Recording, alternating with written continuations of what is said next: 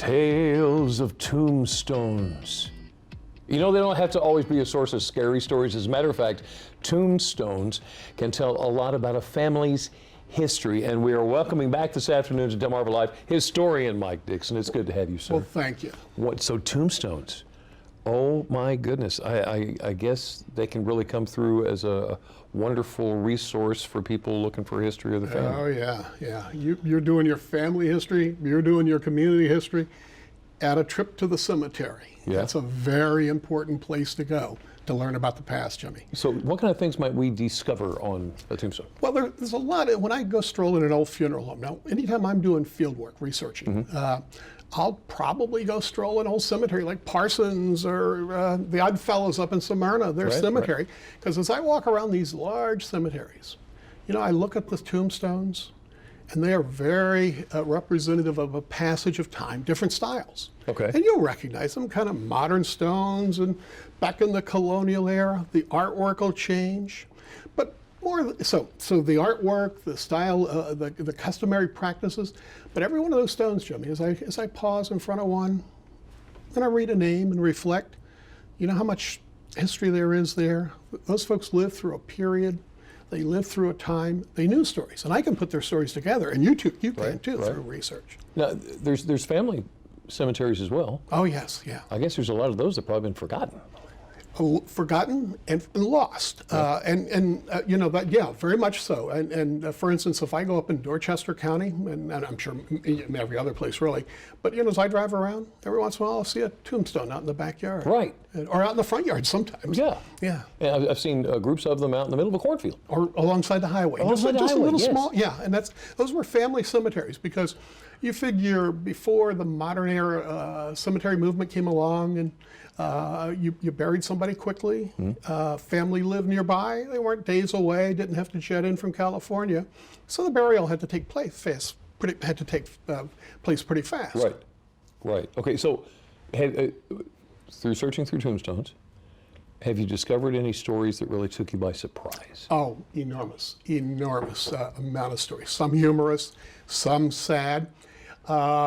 Give you an idea. If you go up to Bohemia Manor, it's up at the top of the peninsula, and you walk an old Methodist burial ground there, you'll see a nice modern area in the middle of where people who died in the colonial era, and it says unknown 101. And you go down, it's unknown 202, unknown 1200, 1200. The C&D Canal always needed to get bigger, and there was a ancient cemetery there, large. Well, they had to dig up the bodies and rebury them. But the problem was, because they died in the colonial age, the early 1800s, there were no permanent memorials for them. So they're there. One time I was over in Federal Caroline County doing research. And often, as I try to put together the story of a person, Jimmy, I'll turn to the newspapers, look for the obituary, because it's very easy to find, most of the time it's easy to find them today.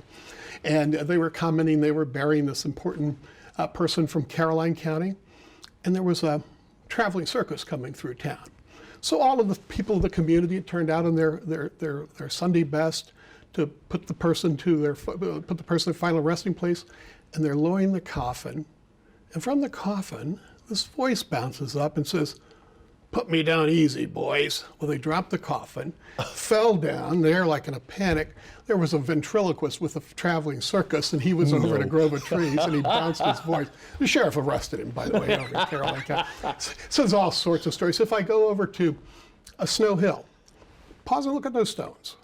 You'll see Handy, and the Handy family, and you'll see Handy's, their slave. He will be enslaved person listed all in a stone. They were killed in a tragic accident, and everybody's buried right there in one spot.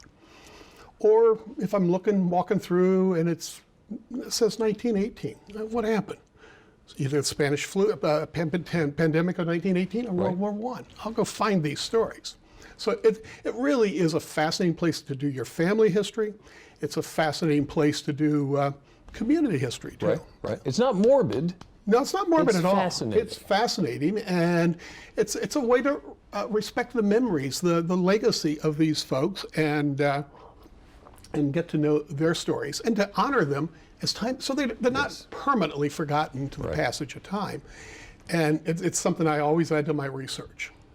You and I were talking a little bit before the camera came on, and we were talking about the gravestones. You're talking about tombstones, and how they've changed over the years. And you were talking about how they used to be intricately carved. There's blocks now, and it seems like the older ones are more statuesque. Yeah. What have you? Well, you know, a lot of that, what you're talking about there, Jimmy, is the Victorian era. I mean, it was important to show your status in the community. So my wife gets after me for this, but when we go into vacation in New England, I have to go to Barry, Vermont Cemetery. You see, this was an era where they mined granite, and they had lots of granite workers there, and they will produce man-size, person-size statue that are the real person, because they would honor their fellow workers who were dying early from lung disease from carving in the ocean, and they're enormous. It can be 6, 7, 8 feet tall. And you talk about art, and you can find some in Delmarva too. Yes, yeah. I've seen some. You get in Chestertown, Maryland, you know, beautiful statue types memorials for people.